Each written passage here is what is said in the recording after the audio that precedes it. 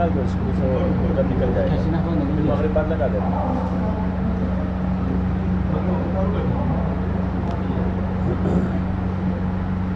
معزز علماء کرام اللہ جل جلالہ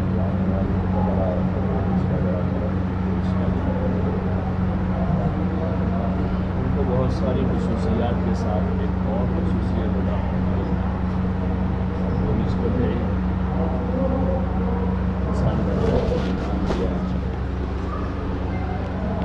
اور پھر ایمان کے بعد بہت ساری نعمتیں دی اس میں ایک بڑی نعمت ہے وہ علم جو اللہ پاک اپنے برگزیدہ بندوں کو انبیاء علیہ السلام کو عطا فرماتا تھا اور انبیاء کے بعد انبیاء کے خلائقین اس علم کے حامل ہوتے حضور علیہ السلام کے بعد صحابہ تابعین تابعین کے بعد ہر زمانے میں یہ ذمہ داری جو ہے علماء نے اپنے ذمہ اللہ پاک نے علماء علمت کا انتخاب کیا اور انہوں نے اپنا جینا مرنا اس علم کے ساتھ رکھا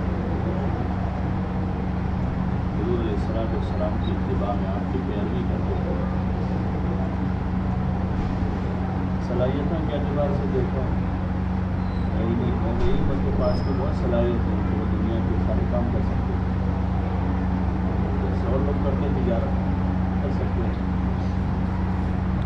اور لوگ جو بھی کر رہے ہیں تو کر سکتے ہیں اور دنیا کے بہت سارے فن ہیں جو اور لوگ پڑھ کر اس سے بڑی دنیا بناتے ہیں مال و زر حاصل کرتے ہیں اور دیگر بہت سارے ایسے میدان ہیں جہاں دنیاوی منفعت بڑی مقدار میں حاصل ہوتی ہے وہ کر سکتے ہیں لیکن اس چیز کو ترجیح دی ان ساری چیزوں پر علم پڑھیں علم کا علم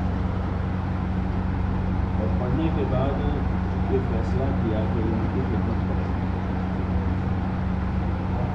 یہ معمولی چیز نہیں ہے ایک تو کسی کا بھی فیصلہ مجبوری میں کوئی آپشن اور نہیں ہے فیوچر اور تو کوئی آپشن ہے نہیں کچھ کر تو سکتے اور مجبوری میں آدمی نہیں ہے کہ بھائی کسی طرح ہمارا گزر گیا پڑھا لو پڑھ لو اور ایک یہ ہے کہ یہ فیصلہ ہمارا بصیرت کے ساتھ ہم بہت کچھ کر سکتے ہیں ہم بہت کچھ کر سکتے ہیں اللہ پاک نے طاقت دی ہے عقل دی ہے صلاحیت دی ہے سرمایہ دیا ہے لیکن ان ساری چیزوں کو اللہ کے لیے قربان کر کے ہم یہ کر رہے ہیں یہ بڑی بات ہے یہ بہت بڑی بات ہے یہ بصیرت کی چیز ہے اپنے علم پر بصیرت کی چیز ہے کہ ساری چیزوں کو ترک کر کے اس خدمت کو پسند کیا ہے یہ بصیرت کی چیز ہے اور بڑی بات ہے اس کا بدل دنیا میں اور کوئی چیز اب یہ خالص اللہ کے لیے چاہے مکتب میں پڑھا رہا ہو آدمی مدرسے میں ہو مسجد میں اذان کی خدمت دے رہا ہو آدمی نماز پڑھا رہا ہو دین کی نسبت پر ہونے والا کوئی کام بھی چھوٹا نہیں ہے وہ بڑا ہے اس کام کی نسبت اللہ کے ساتھ ایک آدمی 5 وقت اذان دے رہا ہے معمولی کام نہیں بہت بڑا کام ہے اذان تو دعوت تامہ ہے بہت بڑا کام ہے اس کا تو درجہ بہت بڑا ہے معمولی چیز نہیں لیکن ایک آدمی بدرجہ مجبوری اذان دے رہا ہے اور کوئی آپشن نہیں ہے اگر اس سے بڑا کوئی آپشن مل جائے تو آدمی چھوڑ دے یہ اذان دینے پر بصیرت نہیں آدمی اور احتساب نہیں ہے کہ اذان دینے پر کیا ملنے والا کتنا بڑا کام میں کر رہا تھا کتنا بڑا کام ہے ایک آدمی مکتب پڑھا رہا ہے بہت بڑا کام ہے قاری صدیق صاحب رحمۃ اللہ علیہ نے لکھا ہے کہ بعض مکتب پڑھانے والے جو ہیں ان کا درجہ بخاری پڑھانے والوں سے بھی اوپر نکلے گا قیامت میں وہ استعدا بخاری پڑھنے کے بچے میں تو یہیں سے پیدا ہوئی، ابتدا تو یہاں سے ہوئی، اور وہ آدمی اخلاص کے ساتھ اپنی خدمت کر رہا ہے، بڑا کام ہے وہ تو. لیکن اپنے اس کام پر احتساب وہ بہت بڑی چیز ہے. جب احتساب ہوگا تو اس کام کے خاطر کسی قسم کا حال آدمی برداشت کر لے گا، چھوڑے گا نہیں کبھی اس کام. اور احتساب نہیں ہوگا تو آدمی کہے گا یار کیا مجبوری ہے ورنہ میں یہاں نہ ٹھہروں کبھی. اصل میں دوسرے کوئی جگہ نہیں، اس لیے یہاں بھی ٹھہرا. کبھی اس مشقت پر، اس خدمت پر ملنے والے اجر کا احتساب اگر ہوتا تو آدمی یہ کہتا کہ کچھ بھی ہو جاوے میں تو ہر حال میں کام کروں، مجھے دنیا مل جاوے تو دنیا معافی ہے، اس پر قربان ہوں. اس کے بدلے میں اگر بہت بڑی تجارت ملتی ہے تو میں اس کو قربان کر سکتا ہوں، اس کو نہیں کر سکتا. اور ایسے ہی صاحب عزیمت لوگوں سے اللہ نے اپنا کام لیا. اللہ پاک تو دل دیکھتا ہے، ویسے ہی صاحب عزیمت لوگ انہوں نے فیصلہ کیا کام کرنے کا. صحابہ کی جماعت میں دیکھیں حضور علیہ السلام کے بعد حضرت ابوبکر رضی اللہ عنہ نے فیصلہ کیا کام کرنے کا. تو آپ کے وصال کے فوراً بعد حالات بالکل ناسازگار ہو گئے. اس وقت خلافت کی کرسی پر بیٹھنا کوئی آسان کام نہیں تھا. وہ لوگ اعتراض کرتے ہیں نا، ان کو وہ پس منظر ان کو پتہ نہیں ہے شاید. تو اس وقت خلافت کی کرسی پر بیٹھنا کوئی لڈو کھانے کا کام نہیں تھا، بہت بڑی ذمہ داری تھی اس میں. تو کتنا سخت حال تھا، ارتداد پھیل گیا پورا مدینہ کے اطراف میں. اور ایسے وقت میں حضرت ابوبکر رضی اللہ تعالیٰ عنہ نے ذمہ داری سنبھالی. وہ صاحب عزیمت تھے، جم گئے، ڈٹ گئے کہ دین میں کمی آئے اور ابوبکر زندہ رہے نہیں ہو سکتا ہے. مضبوطی کے ساتھ جم گئے اس کو، اور اپنے بس میں جتنا تھا کر گزرے. صحابہ کو جمع کیا، ترتیب بنائی، اور جتنی کوشش کر سکتے تھے اتنی کر ڈالی. حالانکہ سامنے بڑا لشکر تھا مسلمہ کا، وہ ساری چیزیں جو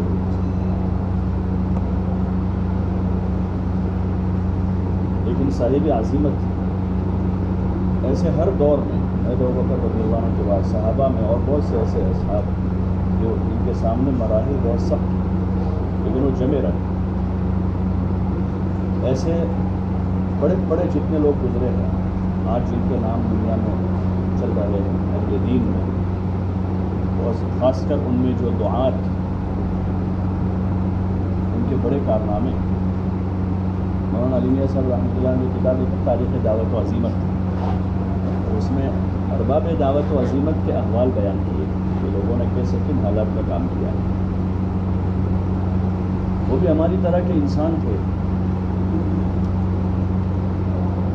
ہماری طرح کے انسان تھے، اور ہماری طرح کی عمریں کسی کی 50، کسی کے 60، کسی کے 70، کسی کے 80.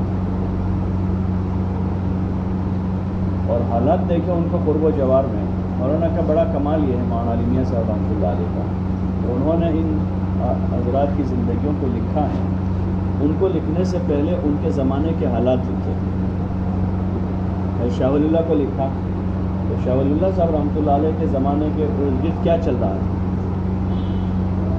کیسا ماحول تھا، کیسی بے دینی تھی، کیسی غفلت تھی، کیسی جہالت تھی، علمی لائن سے لوگوں کا کیا حال تھا، اخلاقی لائن سے کیا حال تھا، اور عبادت کی لائن سے کیا حال تھا، اور کاروباری اعتبار سے مسلمانوں کے کیا حالات تھے، سیاسی پس منظر کیا تھا، اور اس میں انہوں نے کیسے کام کیا.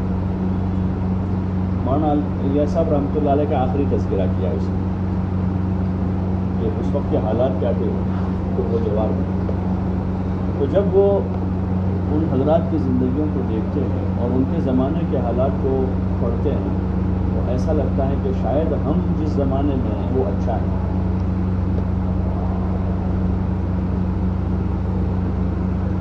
وہ دور کیسا ہے، وہ اچھا ہے، بہتر ہے پہلے سے. اور ہمارے لیے کام کرنے کے مواقع اور زیادہ ہیں ہمارے لیے. ویسے ہم آپس میں باتیں کرتے ہیں تو ایسا لگتا ہے کہ بہت برا زمانہ آ گیا ہے، بالکل اب لوگوں میں یہ نہیں رہا، لوگ کام کیسے کام کریں، مایوسی آتی ہے اس سے. لیکن ان لوگوں کے جو احوال ہیں، ان کا جو ارد گرد رہا اور جن ہنگاموں میں انہوں نے کام کیا ہے، مولانا الیاس صاحب رحمۃ اللہ علیہ نے وہ کام شروع کیا تو اس وقت ہندوستان میں تحریکیں چل رہی تھی بہت ساری.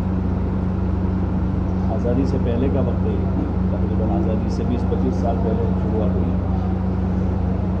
ہر لائن کی مختلف تحریکیں، سیاسی تحریکیں سرگرم تھی، ملی تنظیمیں تھیں اور بہت ساری چیزیں، اور ارتداد تھا. انگریزوں کی 150 سالہ محنت تھی عیسائیت کی اوپر، انہوں نے منظم طور پر محنت کی تھی عیسائیت کی ترویج پوری حکومتی سطح سے. اسی لیے تو ہمارے اکابر کھڑے ہوئے تھے، ورنہ انگریز کی حکومت میں جو حقوق کی لائن کی بات تھی تو اس میں تو بہتر تھا اور مسلمانوں کے لیے بہت اچھا تھا. کھانا پینا، رہنا سہنا اور نوکریاں، مسلمان زیادہ تھے نوکری میں. لیکن ان سے جو خطرہ تھا وہ اسلام کو خطرہ تھا. یہ بھاپا تھا بھی کہ ان سے اسلام کو خطرہ ہے، مسلمان کو کم خطرہ. وہ تو مسلمان خطرے میں کب آئے جب انہوں نے ان کے خلاف آواز بلند کی. مسلمان خطرے میں اس وقت مسلمان تحریک لے کے کھڑے ہوئے کہ آپ لوگ جاؤ یہاں سے. حکومت وقت کو کہہ رہے تم جاؤ یہاں سے، وہ تو بہت چیلنج ہے پڑا ان کے سامنے. تو پھر اس کے بعد مسلمانوں پر حالات شروع ہوئے. اس کے بعد ان کے اوپر حالات شروع ہوئے زیادہ. تو اس وقت جو خطرہ تھا وہ کس کو تھا؟ دین کو خطرہ تھا، اسلام کو خطرہ تھا. بزرگوں نے یہی دیکھا کہ ان کی تعلیم سے جو ہے وہ اسلامی معاشرے کو خطرہ تھا. اسلامی معاشرت مسخ ہو رہی تھی اور عیسائیت پھیل رہی تھی. اور پھر اس کے بعد جو ہوا، ایسے حالات بنے ملک میں کہ لوگ مرتد ہو رہے تھے. جہالت ایسی تھی لوگوں میں اور ایسی تنظیمیں چلی وہ ارتداد کی طرف لے جا رہی تھی لوگوں. اس میں مولانا الیاس صاحب بے قرار تھے اور انہوں نے حل سوچا تو پہلے مکاتب قائم کیا دیوات میں، کافی مکاتب کھولے. اور پھر دیکھا کہ مکتب کی تعلیم کے بعد بھی بچوں میں اسلامی وضاحت اور دینی شوق ذوق، مکتب چھوڑنے کے بعد ان کے اندر وہ چیز پیدا نہیں ہو رہی. بچپن میں اتنی محنت کر لینے کے بعد اس کی وجہ کیا، اس پر غور کیا. اور یہی اہل علم کا کام ہے. کوئی کمپنی کوئی پروڈکٹ تیار کر کے تو وہ غور کرتی ہے اس کو پبلک میں کیسے چلایا جائے کہ کوئی فارمولہ اچھا بنے ہمارا. اب ایک طرف تو پبلک کو دینا بھی ہے، چلانا ہے، دوسری طرف نفع بھی کمانا ہے، دونوں کرنا ہے. تو فارمولہ اچھا بھی بنے، سستا بھی بنے، اس پر غور کرتے ہیں. پھر بعض مرتبہ آئٹم اچھے لیکن پیکنگ اچھا نہیں ہے. اس لائن کے لوگوں سے ملتے ہیں کہ پیکنگ سستا اور اچھا کیسے بنے. پھر آدمی کا چیز بھی تیار ہو گئی لیکن پہنچانے کے ذرائع نہیں ان کے پاس. تو ٹرانسپورٹ والوں سے ملتے ہیں کہ ہمارا سامان ہے، اس کو اس طرح کرنا ہے، یہاں پہنچانا ہے، کیا کریں گے. اپنی چیز کو چلانے کے عوامل پر وہ غور کرتے رہتے ہیں، سوچتے رہتے ہیں. بیٹھ نہیں جاتے، چیز چل جانے کے بعد بھی بیٹھتے نہیں. اس لیے آپ لوگ دیکھتے ہوں گے کہ پیکنگ بدلتے رہتے ہیں، کچھ نہ کچھ چینجنگ لاتے رہتے ہیں. کل جدید لذیذ، نئی نئی چیزوں کر لو تاکہ لوگوں کا رجحان باقی رہے. اور ایڈورٹائز میں لاکھوں روپے خرچہ کر دیں اپنی چیز کو چلانے کے لیے. ایسے علماء امت کا کام ہے کہ وہ دین کی ترویج کے راستے میں کون سے عوامل ہیں جو رکاوٹ بنے ہوئے ہیں، کون سی وہ چیزیں، اس پر غور کیا جائے. مولانا نے غور کیا، اس پر مکتب کھولے. پھر مکتب کھولنے کے بعد یعنی مطمئن نہیں ہو گئے، چڑھ گئے، ہو گیا 2, 4, 10, 20, 100 مکتب کھول لیے. مطمئن نہیں ہوئے، غور کرتے رہے کہ ابھی حل ہوا نہیں ہوا، ابھی حل ہوا پورا حل نہیں نکلا. مزید غور کرتے رہے، مانگتے رہے اللہ سے، دعا کرتے. یہ چیز ایک بنیادی ہے. اس وقت مسلمانوں کے حالات پر لکھنے والے، بولنے والے، تبصرہ کرنے والوں کی کمی نہیں ہے. کریت کے زمین میں سے نکال کے لے آتے ہیں. تبصرہ نگاہ کہ یہ برائی ہے، وہ برائی ہے، یہاں یہ ہے، یہاں ایسا ہو رہا ہے، صوبائی سطح سے ضلعی سطحوں پر علاقوں میں یہاں یہ ہے، ایسے بہت ایک معمولی سے خبر ہوتی ہے کوئی برائی کی تو فوراً وہ آنکھ کی طرف پھیل جاتی ہے. ہمارے ہوتا نہیں ہوتا کسی بستی میں، کسی گاؤں میں، کسی علاقے میں، تو اس کی کمی نہیں اور اس کی ضرورت بھی نہیں. اس کی ایسے برائیوں کے تبصروں کی ضرورت نہیں، اس سے اصلاح نہیں ہوتی، اس سے حل نہیں نکلے گا. وہ تو تذکروں سے اور بڑھے گی. مولانا الیاس صاحب رحمۃ اللہ علیہ نے اصول بنایا اپنے کام میں. کام کرنے والوں سے کہا کہ اپنے بیانات میں امراض امت کو بیان نہ کریں. امراض امت جمعہ میں بیان میں ہوتا ہے نا، بعض مرتبہ آدمی جوش میں آ جاتا ہے، ایک دم شروع ہو جاتا ہے. ہم کو پتہ ہے تمہارے لڑکے کیا کر رہے ہیں، ہماری لڑکیاں کیا کر رہی ہیں. تو ہمارے لڑکے ہیں اور ہماری لڑکیاں ہیں تو ہم اپنی ران کھولیں گے. مولانا نے فرمایا کہ امراض امت بیان نہ کریں، بلکہ بوڑھے آدمی اس پر دل سے کہ اللہ اس کا کیا حل ہوگا، جتنا کر سکتا ہے دعا مانگے کہ اللہ اس کا کوئی حل نکالا. اور پھر آدمی اپنے بس کی تدبیر سوچے قرآن و حدیث میں کہ اس میں کیا نکالے.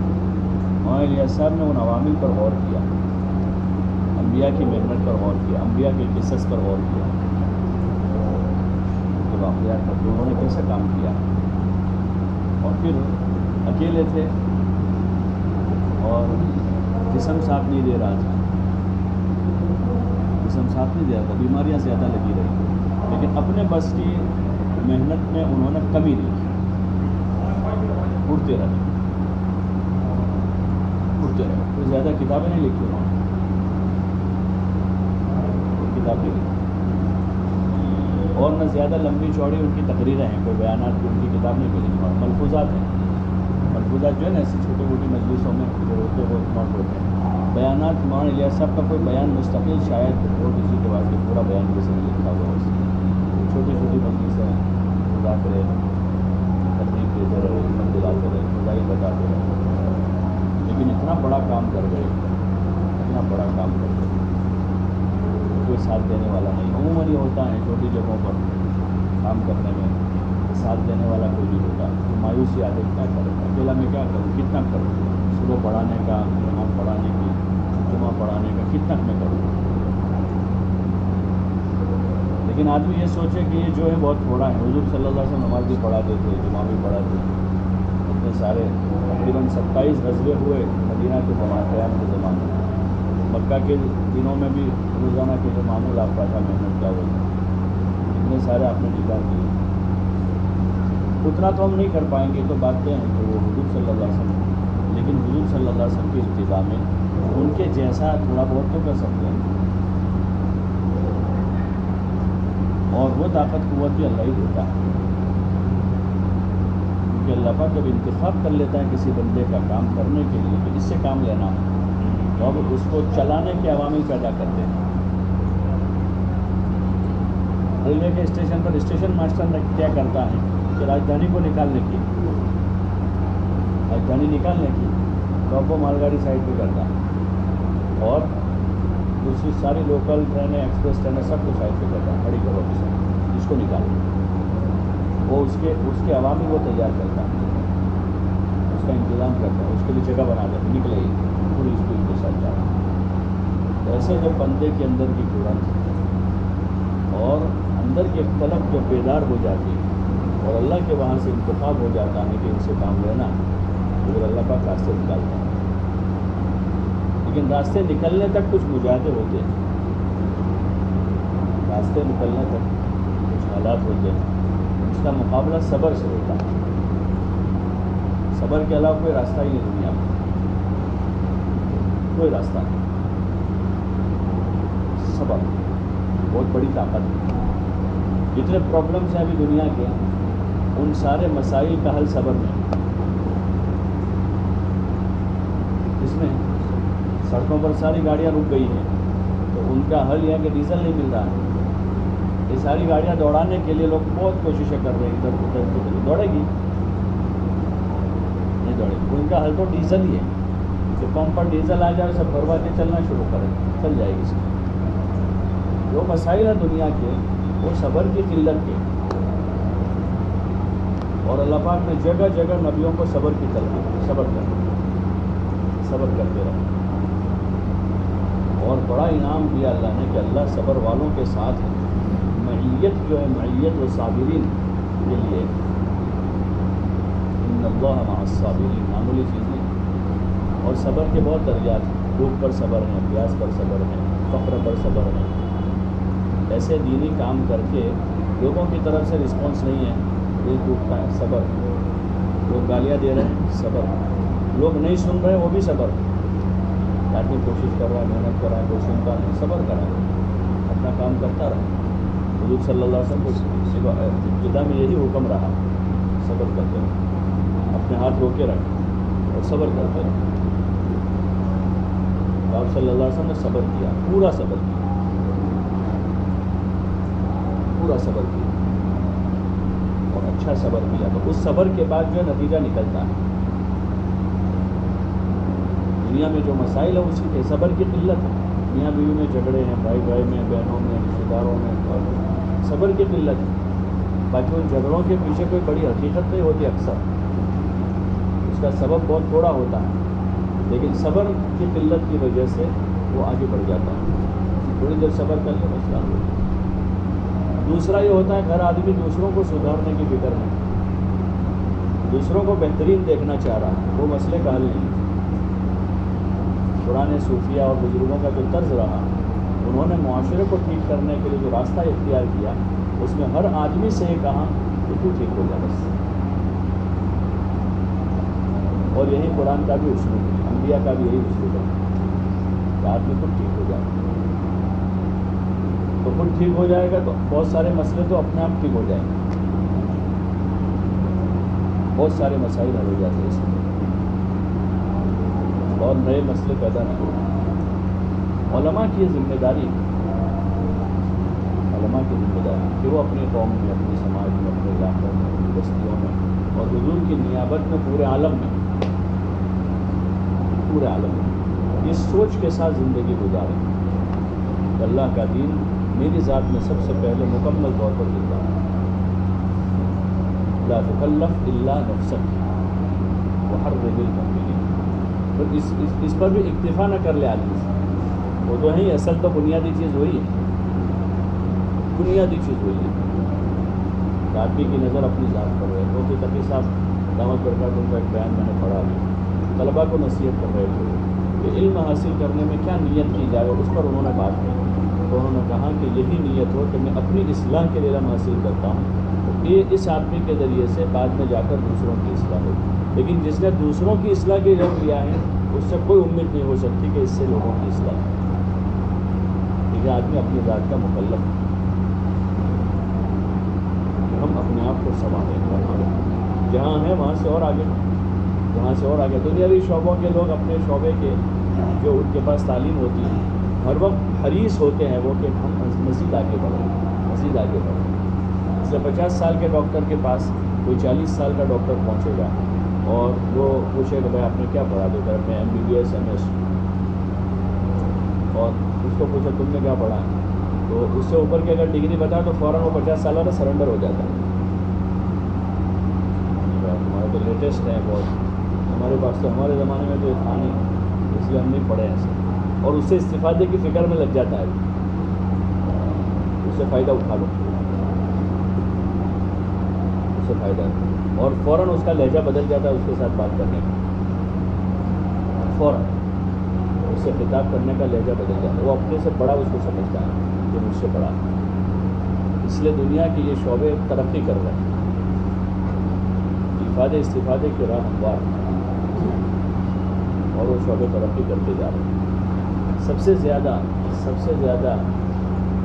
استفادے کا کوئی شعبہ ہے تو ہمارا ہے دین کا، جس کی سب کو ضرورت ہے، تاجروں کو، مالداروں کو، کاشتکاروں کو، مزدوروں کو، مردوں کو، عورتوں کو، جوانوں کو، پڑھے لکھوں کو، ان پڑھوں کو، اہل سیاست کو، سب کو ضرورت ہے اس کی۔ اور ایک حقیقت ہے، یہ ایک حقیقت ہے، دنیا میں جتنا سارا ہے وہ حقیقت نہیں ہے، وہ حقیقت نہیں، اور حقیقت ہے جتنی حقیقت ہے تو وہ ہر زمانے میں کامیابی کا ذریعہ نہیں، بدلتی رہتی ہے، وہ حقائق بھی بدل جاتے وہاں۔ ہمارا جو علم ہے وہ سب کی ضرورت ہے، اس کو اس کے خوشی روح اسلوب کے ساتھ اندر کے پھڑن کہ کسی حال میں مایوسی نہ ہو، اور مایوسی بھی نہیں ہے، اور اس کے ساتھ کسی حال میں آدمی کام بھی نہ چھوڑے بلکہ اپنے بس کا کرتا رہے، آج نہیں تو کل نہیں تو پرسوں نہیں تو اس کے بعد۔ بعض دنیا دار لوگ امید پر اپنی پوری زندگی لگا دیتے ہیں، اور وہ علامہ اقبال کا شعر ہے جو پتھر پہ پانی پڑے جو متصل تو گس جائے ایک دن پتھر کی سل، رہو گے اگر تم نہیں مستقل نتیجہ بھی ایک دن جائے گا بھی۔ وہ ایک قطرہ گرتا ہے لیکن وہ جہد مسلسل ہے۔ جب جہد مسلسل پایا جاتا ہے لوگوں کے درمیان میں تو اس کے بڑے نتائج ملتے ہیں، مسلسل محنت، اور تب کی محنت اپنی جگہ وہ مسلسل، مایوس ہوئے بغیر اپنے طلباء سے، بچوں سے، شاگردوں سے، ان سب کو امید رکھ اس نظم کے ساتھ اور ہمدردی کے ساتھ اس کے جو اصول ضوابط ہیں جو مکتب کے حضرات بتاتے ہیں وہ یہ ایسا ہو، تعلیم میں پختگی آوے اور بچوں میں پابندی آوے اور ان کے اندر جو پیدا اس کے لیے استاد کیا کرے گا، مطالعہ کرے، محنت کریں، تیار کر کے آئے کیا پڑھانا ہے، چاہے نورانی قاعدہ پڑھانا ہے، کہیں کا کوئی چیز ذہن میں ہی نہیں ہے، ہم بیٹھے وہاں تک پتہ ہی نہیں کہ آج کیا پڑھانے کا ہے، بچوں نے بولا پارا میں کہاں سے ہیں، وہ بچے کہہ رہے ہیں یہاں سے، اب پتہ چلا کہ پڑھانے، اب اس لائن کے وہ باریکیاں جو چھوٹے بچوں کو پتہ نہیں چلے گی وہ تو ہمارے ذہن میں نہیں، اور ہم نے ان کو مشکل سبق دے دیا، کل کو نہیں لے کر آئیں گے، نہیں کر سکیں گے۔ اور اگر اس کے مقابل آگے سے تیاری کی ہے کوئی بچوں کو مد کا سبق پڑھانا، ان کو تنوین کا سبق پڑھانا، یہ چھوٹے بچوں کو کیسے سکھایا جائے گا، تو اس کے ماہرین نے اس کے طریقے لکھے ہیں، ترتیبیں بتاتے ہیں۔ ایسے ہم اپنی قوم میں، اپنی سماج میں، اپنی برادری میں رہ رہے ہیں، تو کیا چیز ابھر رہی ہے، کیا چیز جی رہی ہے، کیا چیز مر رہی ہے، اگر ہم کو پتہ ہی نہیں ہے، اس کا پتہ ہی نہیں ہے کیا ہو رہا ہے، یا ہم کو پتہ ہے لیکن پتہ ہونے کے بعد ہمارا کوئی تدبر نہیں ہے اس پر، کوئی غور و فکر نہیں ہے اس کے ازالے کے لیے، یہ سطحی غور و فکر ہے، جذباتی، کہ ہفتے بھر کا جمع کے جمعہ کو سارا حساب کر دے سکتے ہیں، آنے دو سب کو جمعہ، یہ سطحی اور جذباتی کیسا ہے، جذباتی ہے اور سطحی ہے، وہ علاج نہیں، وہ علاج نہیں بلکہ غور و فکر کے ساتھ انبیاء علیہ السلام کی محنت سے اخذ کرتے ہوئے انہوں نے کیسے تدبیریں کی، اور پھر ہمارے بزرگوں کا اس میں طریقہ رہا۔ اس لیے دیکھیں جتنے کامیاب حضرات ہیں، حضرات اکابرین میں جن سے بڑے بڑے کام ہوئے، انہوں نے کوئی جذباتی کام نہیں کیے، بہت تدبر غور و فکر کے ساتھ زمینی کام کیا۔ خالد صدیق صاحب رحمۃ اللہ علیہ گاندھی، ان کا علاقہ بہت متاثر، بے دینی، جہالت، غفلت، فراغت کے بعد ان کو موقع تھا مظاہر میں تدریس کا، مولانا اسد اللہ صاحب رحمۃ اللہ علیہ نے ان کا تفرغ کروایا تھا، وہ یہاں پڑھائیں، لیکن وہ گئے اپنے استاد کے پاس، اور استاد کو اس بات کا قائل کر لیا کہ میں گھر جاؤں گا اور وہاں پڑھاؤں گا، اپنی بستی میں خدمت کروں گا کیونکہ وہاں زیادہ ضرورت ہے، اور یہاں سیدھے گردی مسند پر بیٹھنے کا تھا، گردی پر بھی نہیں، مظاہر میں بزرگوں کی مسند پر بیٹھنے کا تھا، اور وہاں آئے جہاں ایک بھی طالب علم نہیں ہے،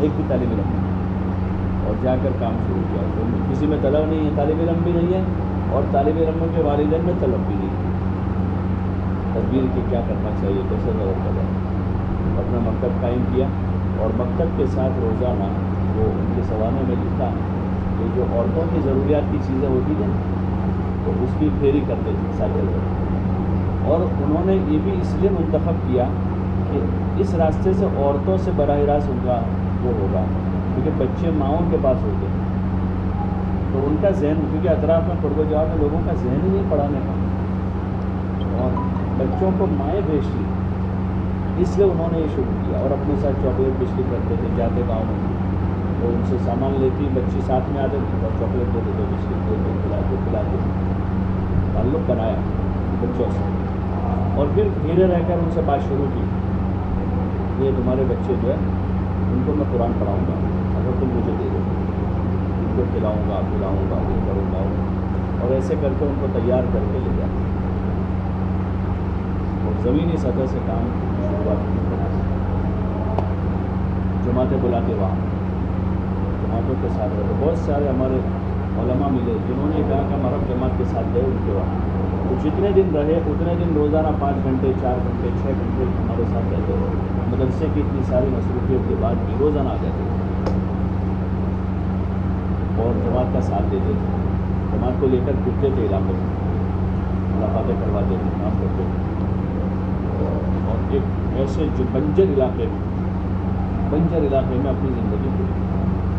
تو ان کا اخلاص اور ان کی قبولیت کہ رہے زندگی بھر وہاں باندھا میں اکورا میں باندھا ضلع اندر، اور نام پوری دنیا میں ہے قاضی صاحب،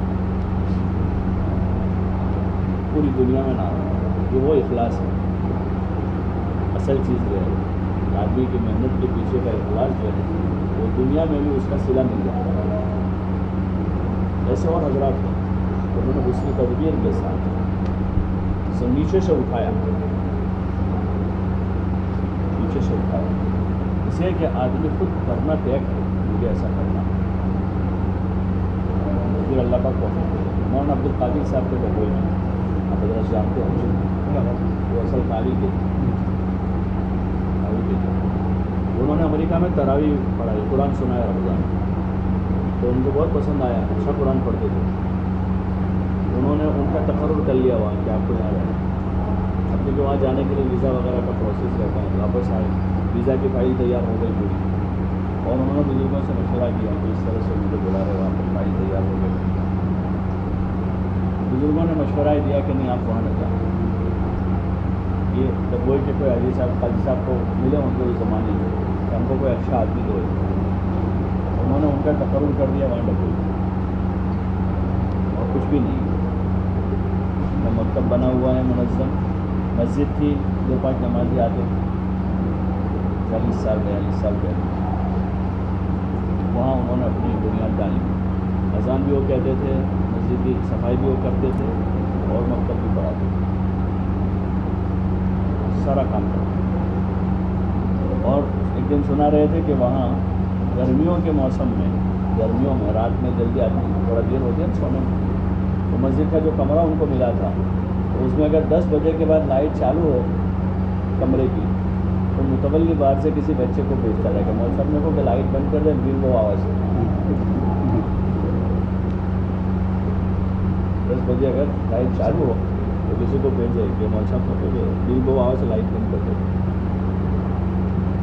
اور ایک طرف وہ امریکہ جاتے ہیں تو فلیٹ ملتا وہاں اور ڈالر ملتے، کیا ملتا؟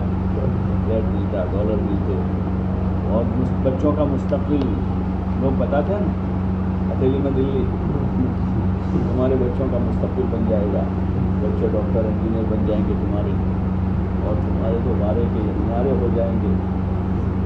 تو باتیں اہل علم کو بھی بہت ڈالتے ہیں تو کہ آ جاؤ بھائی آ جاؤ، لیکن انہوں نے مشورے کے تابع رہ کر بزرگوں کی بات کو سر کو چڑھایا اور جمے رہے.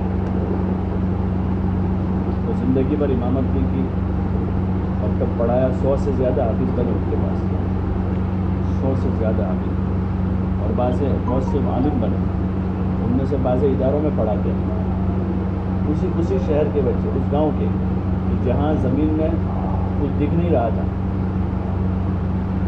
لیکن زمین زرخیز تھی، وہاں محنت کرنے کی ضرورت تھی. ان کے شاگرد اداروں میں پڑھاتے، اپنی کتابیں پڑھاتے. انہوں نے زندگی پر وہی مکتب میں الف فاتحہ پڑھایا، قرآن شریف ناظرہ پڑھایا، حفظ پڑھایا، بچوں کو اردو کی بنیادی کتابیں بہشت زیور فضائل اعمال وغیرہ پڑھاتے. ان کے پاس پڑھے ہوئے اچھے قاری حافظ عالم تیار ہوئے. گاؤں میں دینی فضا بنی، مسجدیں بنی، وہاں مدرسہ قائم ہو گیا، مستقل ان کا مدرسہ قائم ہوا.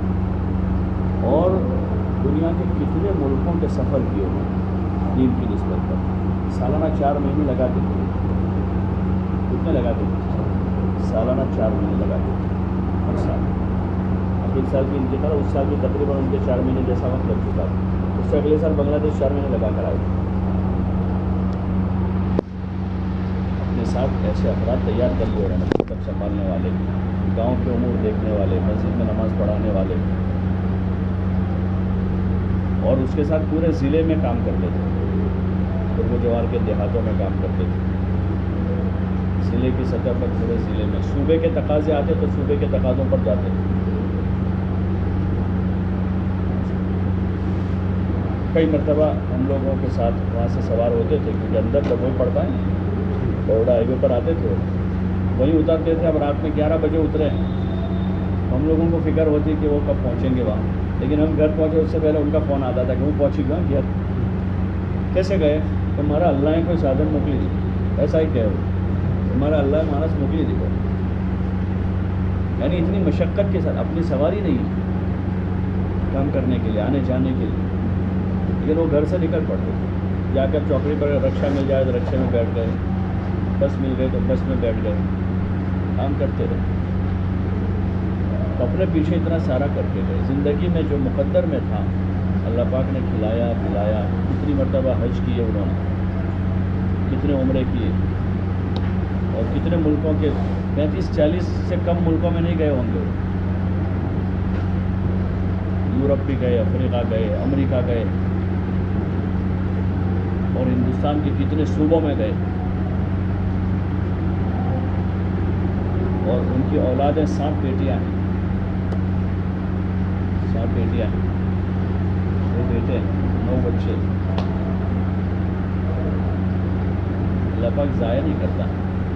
یہ ہے کہ آدمی عزم کرے کام کرنے کا، حوصلہ بنا کے کام کرے. اور جتنی وسعت نیت کے ساتھ آتی ہے کہ نیت ہے کہ اپنے پاس میں نماز اٹھ جائے تو بہت سے نام کمزور مانس چاہیے. ہم نے مکتب پڑھا ہوا جائے بہت سے نام. اور شیخ نے فضائل رمضان لکھا ہے کہ شیطان آدمی کو کہ بھائی ہم سے تو فرائض ہی پورے ہو جائے تو بہت نوافل تو بڑے لوگوں کا کام ہے. تو یہ شیطان کا دھوکہ ہے، یہ توازن نہیں ہے. یہ توازن، یہ ایک مکر ہے شیطان کا. آپ آتے تو آپ کو بھیجا بہت سارے اللہ قبول کر لے. بس وہ تو ضرور ہے کہ اتنا بھی قبول ہو گیا تو بہت ہے. اتنا بھی قبول ہو گیا تو بہت سارا ہے. تھوڑا بھی بہت ہے اگر قبول ہے، اور قبول نہیں تو بہت سارا بھی حقارت ہے. لیکن اصل بات یہ ہے کہ آدمی جو ہے اپنے بس کی کوشش کر رہے ہیں، آگے بڑھ رہے ہیں.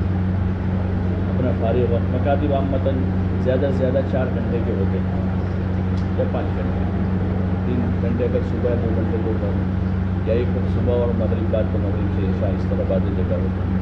24 گھنٹے میں یہ باقاعدہ ریگولر مشغولی ہوتی ہے. اس کے ساتھ بہت سارا فارغ وقت ہوتا ہے، بہت سارا فارغ وقت. اس وقت کے ہم نظام بنا رہے ہیں. مسجد کی جماعت تو اہل علم کے تابع ہونی چاہیے کام میں. یہ نہ ہو کہ مسجد کی جماعت ہم کو چلاوے. بات سمجھ رہے ہیں؟ ایسا کہ مسجد کی جماعت ہم کو دے رہا ہے. یہ کیسا انجن ہے کہ ڈبے اس کو دھکا مارے. انجنوں کو 10 12 15 20 25 50 100 ڈبوں کو لے کے جائے گا وہ. لیکن وہ اس وقت جائے گا کہ جب وہ انجن فعال ہوگا، ورنہ اس کو اگلے انجن وہاں چلا تو پیچھے کسی ڈبے کے ساتھ باندھ کر اس کو لے جائیں گے. تو کوئی فعال اسٹارٹ نہیں ہے، انجن اسٹارٹ نہیں ہے، تو اس کو پھر کسی گاڑی کے پیچھے ہی باندھ کے لے جاتے ہیں. تو ایک تو شکل یہ ہے کہ مسجد اور جماعت ہمارے پاس آئے، مولانا ملاقات تھوڑا سا دے دو، ملاقات جماعت آئیے، آدھا گھنٹہ آپ دے دو. اور ایک یہ ہے کہ آپ ساتھیوں سے کہہ رہے ہوں کہ بھائی دیکھو اپنے مل کر صبح جماعت دار کی استقبال کرنا، جو ملاقات کا نظام بنانا ہے. ہماری یہ محلے کی اتنی ملاقات، آپ کے محلے کا کیا حال ہے، آپ کے محلے کا کیا حال ہے، آپ کے محلے کا کیا حال ہے. مسجد کی جماعت سے ہم کام کرتے ہوئے کام لے رہے ہوں اپنے ساتھیوں سے. تو وہاں جب ہینڈلنگ علماء کے پاس ہے تو کام خوب ہوتا ہے، اچھا ہوتا ہے، صحیح ہوتا ہے. بہت سارے لڑائی جھگڑے نہیں ہوتے وہاں، کیونکہ سمجھدار آدمی چلا رہا ہے، نوعیت سمجھتا ہے، نزاکتوں سے واقف ہے، چھوٹے بڑوں کی تمیز ہے، اہل علم ہے، ادب سیکھا ہے، اساتذہ کی خدمت پہ رہے، ادب سیکھا ہے. بات کرنے کا طریقہ ہے، لوگوں کے مراتب پہچانتے ہیں، تو بہت سارے قضیے مسئلے کھڑے ہی نہیں ہوتے. کوئی کھڑا بھی ہوا تو فوراً اسی وقت حل ہو جاتا ہے، اہل علم میں سے کوئی ساتھ نہیں. اس لیے عملی شرکت ہماری، ایک تو فکراً شریک ہونا کہ اچھا کام ہے، ساتھ بھی کر رہے ہیں، دعا بھی کرتے ہیں، کبھی آ جاتے تو اچھا ساتھ میں بھی چلے جاتے. اور یہ ہے کہ فکراً عملاً اپنی ذات سے ہم پیش کرتے ہوئے اپنے مجموعے کو ساتھ لے کر جا رہے ہیں. ملاقاتوں کا مضبوط نظام بنے، مضبوط اچھی طریقے سے گشت ہوں. گشت بہت جاندار چیز ہے اگر وہ صحیح روپ سے ہو. جب نہیں ہوتا تو بچے ہوتے ہیں 12-15 سال کے 20 سال کے، وہ اپنے آپ چکر لگا کے آ جاتے ہیں. کام کے لیے اہل لوگوں کی ضرورت ہوتی ہے، اہل لوگوں کی ضرورت ہے. آپ اپنی جگہ مکتب میں مدرس کے طور پر کسی بچے کو بٹھا دیں وہ صحیح نہیں پڑھا پائے گا، وہ اہل نہیں ہے. 1 مہینہ رہے گا، وہ 1 مہینے میں پوری جو جماعت ہے اس کے جو لیول ہے وہ بالکل نیچے آ جائے گا. ایسے اتنا بڑا کام جو بڑوں میں کرنا ہے، اگر وہ بچوں کے حوالے ہو گیا، عام لوگوں کے حوالے ہو گیا تو ظاہر بات ہے اس میں کمزوری آنی ہے. کیسے آگے بڑھے گا؟ خالی چلنے پھرنے سے تو کام ہوتا، چلنے پھرنے کے ساتھ صحیح طور سے کام کرنے سے کام ہوتا. تو اس لیے اپنی مسجد کی جماعت کے ساتھ ہم جو ہے عملاً شریک، اور جتنا زیادہ سے زیادہ وقت لگائیں گے اللہ ضائع نہیں کرے گا. بہت ساری اگر ہم اللہ مولانا عمر صاحب رحمۃ اللہ علیہ کا سنا، وہ فرماتے جب میرے ذمے گھر کا کوئی تقاضا آتا ہے، گھر سے کوئی فون خط آتا ہے تو میں مشورے میں ایک تقاضا اپنے ذمے زیادہ لے لیتا ہوں.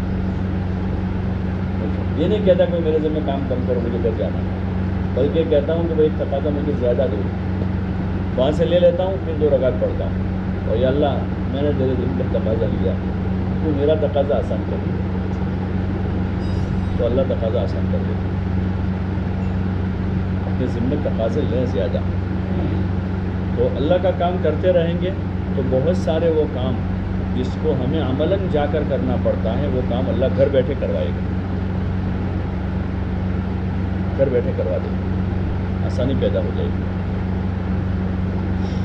کام آسان ہو جاتا ہے. گھر والوں میں اللہ صلاحیت پیدا کر دیتا ہے، اولاد میں صلاحیت پیدا کرتا ہے، ان کی استعداد میں اضافہ ہوگا. بس ایک ان کی نگرانی اور تربیت کرنی پڑے گی، وہ ہمارے ذمہ، اس سے غافل نہیں رہے. تو اس لیے گزارش کیا حضرات سے، آپ حضرات چل رہے ہیں، کام کر ہی رہے ہیں، اپنے مجموعے کے ساتھ اپنی قربانی کرنا ہے.